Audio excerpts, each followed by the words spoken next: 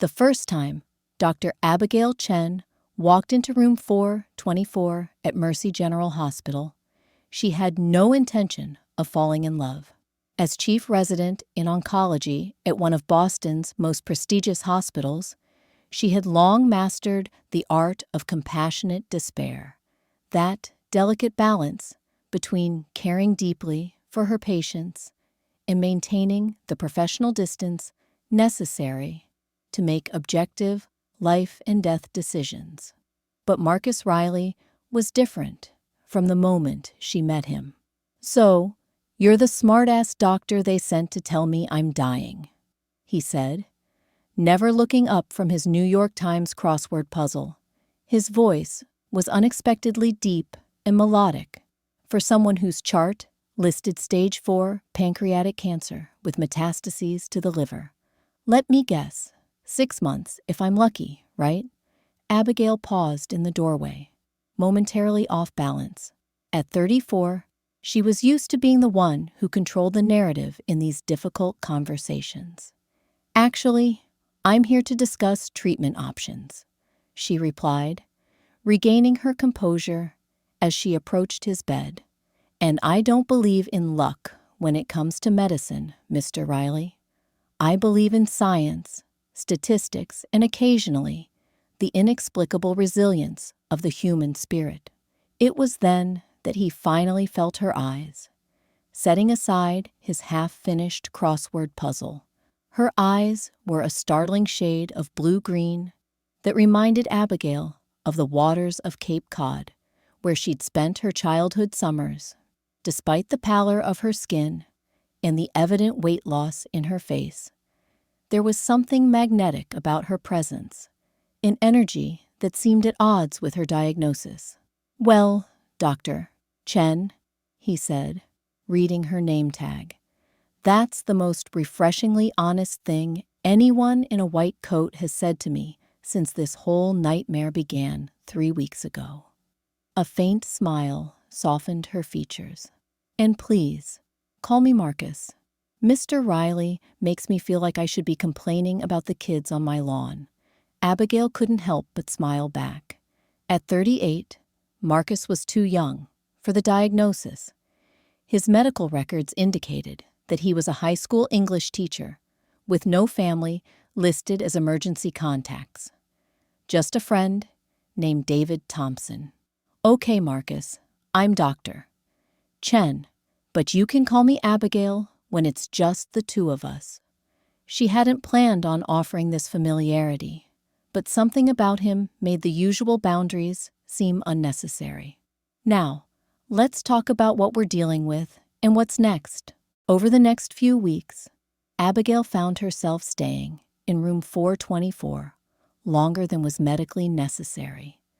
Their conversations went far beyond treatment protocols and side effect management.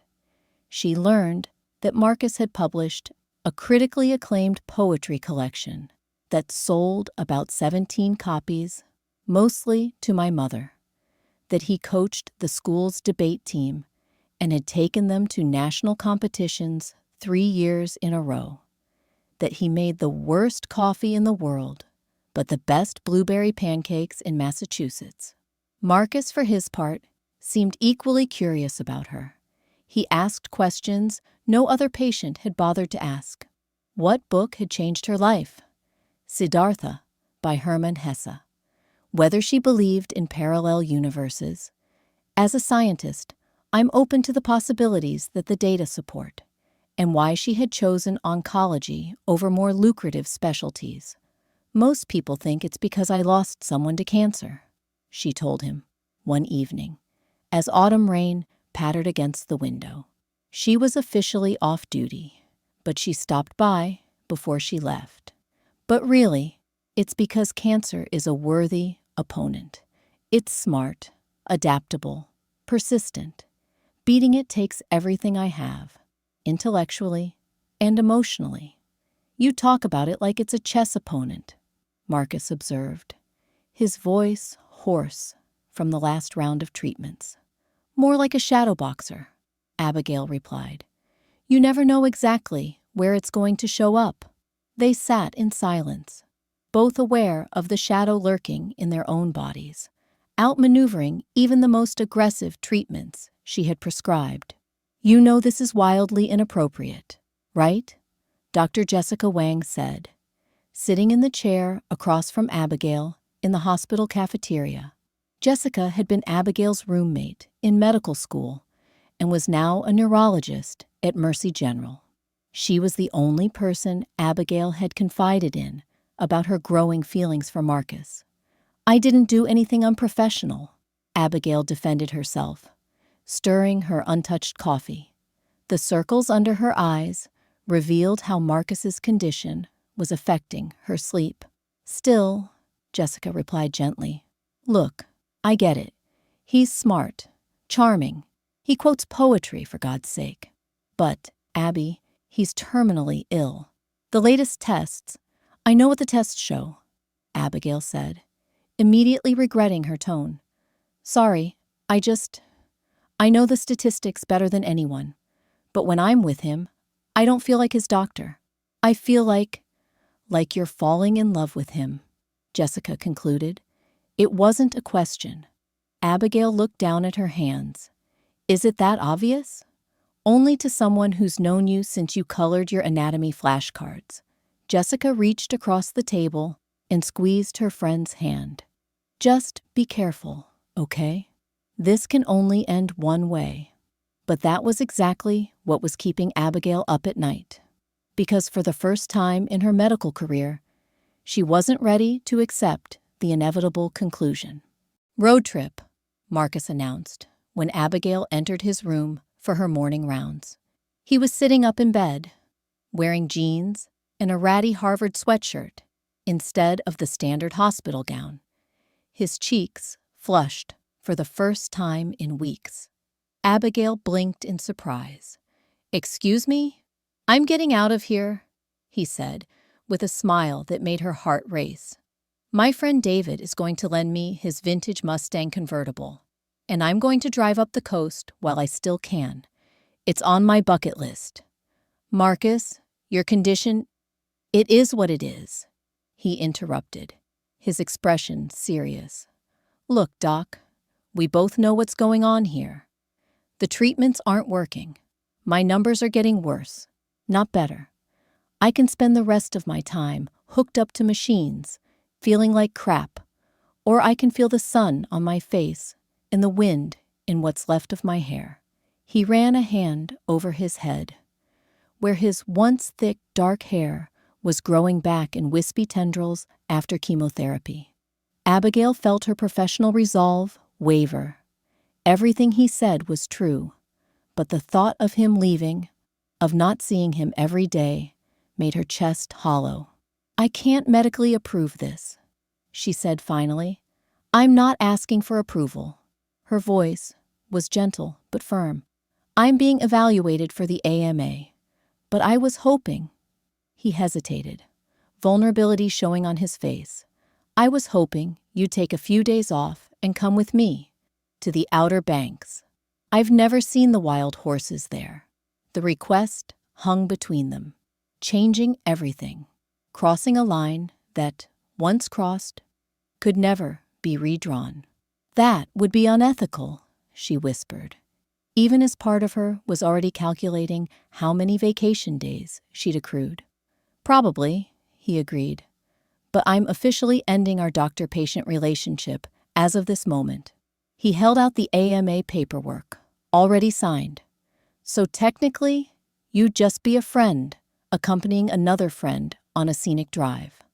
"A friend," she repeated slowly. "For now," he added, and the look in his eyes made her breath catch. 3 days later, Abigail found herself in the passenger seat of a 1967 Ford Mustang convertible, watching the Massachusetts coastline give way to Rhode Island and then Connecticut.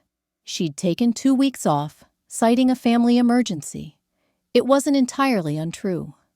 It sounded like a heart emergency, and weren't chosen families just as meaningful as biological ones? "When I got the diagnosis," Marcus said as they drove across Delaware, the salty air tousling his growing hair. I made a list of regrets, things I wish I'd done differently. What was there? Abigail asked, turning to study her profile against the setting sun. Surprisingly little, actually. I've lived quite authentically. I've taught children to love literature. I've published my poems. I've maintained good friendships. He glanced at her briefly. But my biggest regret is never having fallen completely and ridiculously in love. The kind that makes you do impulsive and ill-advised things, like running off with someone you've known less than 2 months. Abigail's heart skipped a beat. And now, he said, reaching out to take her hand, I don't feel that regret anymore. The Outer Banks greeted them with spectacular sunrises, miles of pristine beaches, and yes, the wild horses Marcus had longed to see. For 5 magical days, Abigail almost forgot that she was borrowing time that her cancer would eventually reclaim. Marcus seemed stronger away from the hospital, as if the fresh air and freedom were their own medicine. They stayed in a small cottage on the waterfront, falling asleep to the sound of the waves and waking up in each other's arms. They didn't talk about what lay ahead for them in Boston, the treatments they would resume, the inevitable decline. Instead, they collected seashells, took pictures, and talked for hours about everything and nothing. On their last night, as they sat on the beach watching the stars come out, Marcus handed her a small, wrapped package. "What's this?" she asked, carefully unwrapping it to reveal a leather-bound journal. "Open it," he insisted. Inside, she found page after page of handwritten poetry. Some she recognized from the published collection. Others seemingly new. The last page contained a poem titled simply, Abigail. "Read it later," he said, as she began to flip through it. "When you're ready." She knew what he meant. When he was gone. Returning to Boston brought reality crashing back. Marcus's condition deteriorated rapidly, as if his body had held itself together through sheer willpower during the trip. Within weeks, he was back at Mercy General, this time in the hospice unit. Abigail had transferred his care to a colleague, Dr. Rivera, but she continued to visit him daily, now openly as someone who loved him, rather than as his doctor. The hospital staff, sensing the unique circumstances, overlooked the ethical complexities. "No regrets," Marcus reminded her one night as she sat by his bedside, grading papers for students who didn't yet know their professor was coming back. "Promise me." "I promise," she whispered, though her heart felt like it was shattering inside her chest. How could she not regret the cruelty of finding and losing him so quickly? But as November turned into December and Marcus's strength waned, Abigail found unexpected support. David, her best friend, brought home-cooked meals and funny stories from college. Marcus's debate team visited, filling his office with trophies and inside jokes. Even Jessica dropped by regularly. Her initial concerns about professional boundaries eased by the undeniable authenticity of what she witnessed between them. "You know," Jessica said one night, as they shared a bottle of wine in Abigail's apartment, "that's not what I meant when I said you needed a life outside the hospital." Abigail gave a tearful laugh. "Yeah, well, when have I ever had it easy?" "For what it's worth," Jessica added quietly, "seeing you with him, it's beautiful, Abby. Heartbreaking, but beautiful." On a snowy morning in late December, Marcus passed away, peacefully, with Abigail holding his hand. His last words to her were, "Remember, doctor, science, statistics, and the inexplicable resilience of the human spirit. 2 out of 3 is not bad." The funeral was small, but well attended. Abigail sat between David and Jessica, listening to Marcus's students read excerpts from his favorite books and recite his poems. She expected to feel empty, broken. Instead, she felt a curious sense of fullness, as if loving Marcus, even briefly, had expanded something inside her that could never return to its original size. That night, alone in her apartment, she finally opened the journal to the last page and read the poem he had written for her. To the doctor who became the home of my heart, how strange that in dying I learned to truly live, that in your caring hands I found not healing, but wholeness. Science says that energy cannot be created or destroyed, only transformed from one state to another. So know this, what has grown between us does not end when the breath ends. Look for me in the spaces between heartbeats, in the quiet moments when doubt creeps in. I am the whisper that tells you you are enough, the memory that tells you you were loved completely. And when your time comes, whether it is decades from now, as I hope, know that I will be waiting, ready to show you all the stars we could not see from Boston. Until then, live full, love openly, find joy in the corners of your heart, unexpected. You taught me how to die gracefully. Now let me teach you how to live without regrets. Tears streamed down Abigail's face as she closed the diary, holding it to her heart. Outside, the snow continued to fall, covering the city in a blanket of pristine white. 6 months later, Dr. Abigail Chen stood before a small audience in a bookstore near Harvard Square. Her hand shook slightly as she opened a slim volume titled Borrowed Time, Poems by Marcus Riley, with a foreword by Dr. Abigail Chen. I never imagined I would fall in love with a patient, she began, her voice growing stronger with each word.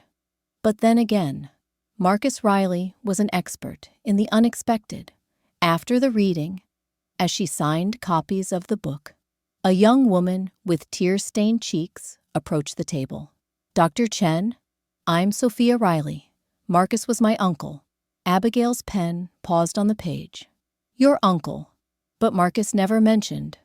We had no contact, Sophia explained. Family drama from before I was born. But when I saw the ad for this book, I had to come. I've been trying to find him for years. Later, over coffee, Sophia showed Abigail childhood photos that Marcus had never seen and told him stories he had never heard. My mother, his sister, mourned their estrangement every day. She died last year, still hoping to reconcile. I'm sorry, Abigail said, meaning it on more than one level. Don't worry, Sophia replied, pulling something out of her purse. I brought this for you. It was with my mother. She handed Abigail a faded photograph. In it, a teenage Marcus was smiling next to a girl who looked a lot like Sophia, his arm casually draped around her shoulders. They were standing in front of a familiar-looking Mustang convertible. That's my mother, Sophia explained. And look at the background. Abigail looked closer. Behind the siblings was a beach she recognized immediately. The same Outer Banks beach where she and Marcus had spent their precious days together. That was my grandfather's car, Sophia continued. And that beach house, it's been in our family for generations. My mother used to tell me how they spent every summer there as children, watching the wild horses. Abigail felt a shiver. Did Marcus ever know you were looking for him? Number after Mom died, I found letters she wrote, but never sent. I've been looking ever since.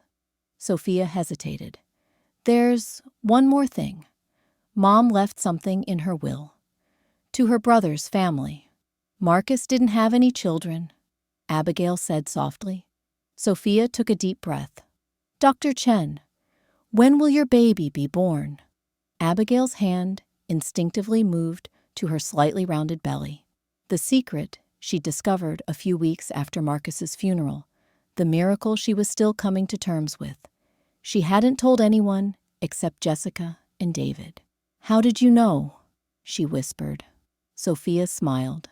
Her eyes, the same startling blue-green as her uncle's, filling with tears.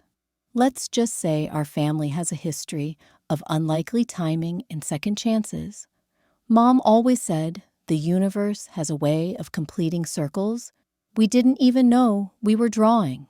As the afternoon light streamed through the cafe's windows, Abigail felt a familiar presence, as if Marcus were sitting next to them, witnessing this impossible reunion, this continuation of their story through new chapters he'd never imagined. Outside, an old Mustang drove by, the roar of its engine momentarily drowning out the soft music of the cafe. Abigail and Sophia turned toward the sound, then looked at each other and burst into simultaneous laughter, with equal parts sadness and joy. Some circles, indeed, were meant to be completed,